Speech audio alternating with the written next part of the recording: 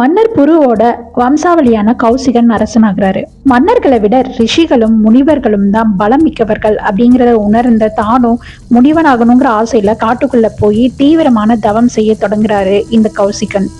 விஸ்வாமித்திரர் அப்படிங்கிற பேரும் வழங்கப்படுது. விஸ்வாமித்திரரோட தீவிரத்தை பார்த்த இந்திரன் எப்படியும் தன் பதவிக்கு ஆபத்து வந்துருமேன்னு பயந்து ஒரு மாய வலை வீச ஆரம்பிக்கிறாரு.